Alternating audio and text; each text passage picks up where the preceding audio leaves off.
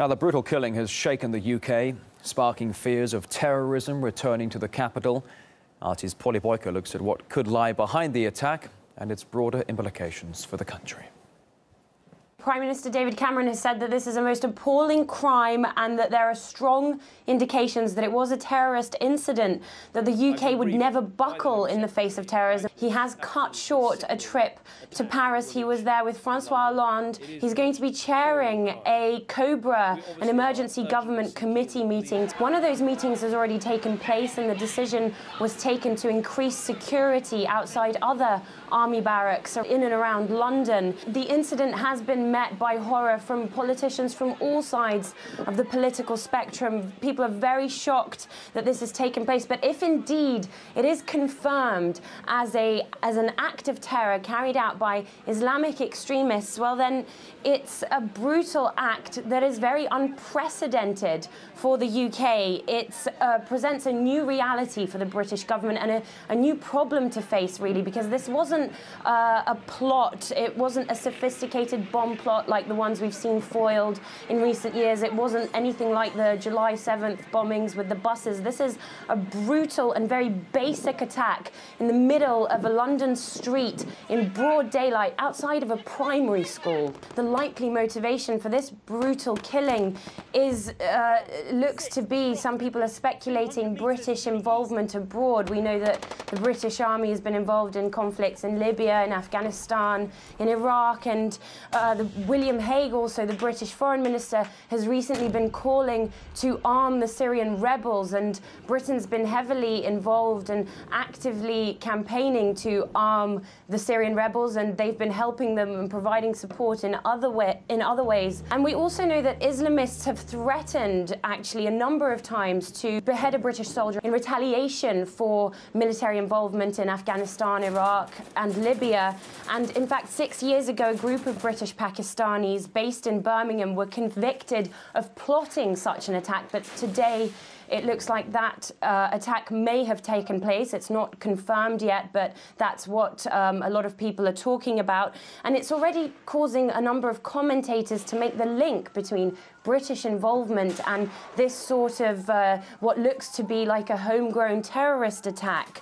We've had the British MP George Galloway saying today, to quote, "This sickening atrocity is exactly what we're paying the same kind of people to do in Syria." So in the view of some, it's British involvement abroad that's increasing the danger for the British people at home with the attack that we've seen. Correspondent Polly Boiko there in London. And RT contributor Afshin Rattansi, he echoes the view shared by Polly, linking the London attack to atrocities committed, again, by rebel forces in Syria.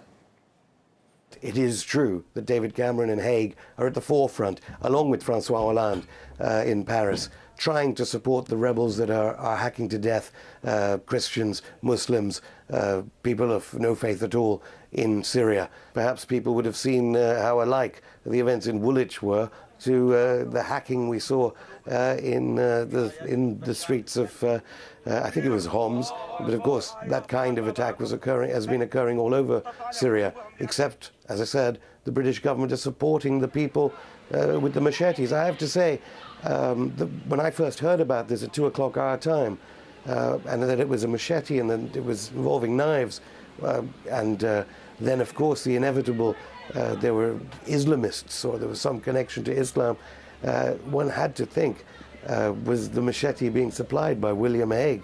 In no way will they change their foreign policy. If anything, they won't change their foreign policy. They will react completely wrongly, just as they did after 7/7, invent new MI5 operations to infiltrate Muslim communities, create more antagonism, and inspire more events, if the past is anything to go by, more tragic, terrible, vile events like the ones we saw today in Woolwich.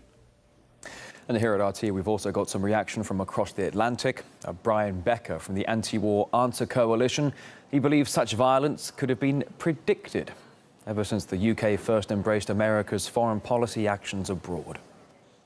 This was a disgusting attack, a terrible assault, a murderous attack, one that people are sickened by throughout the UK and all over the world.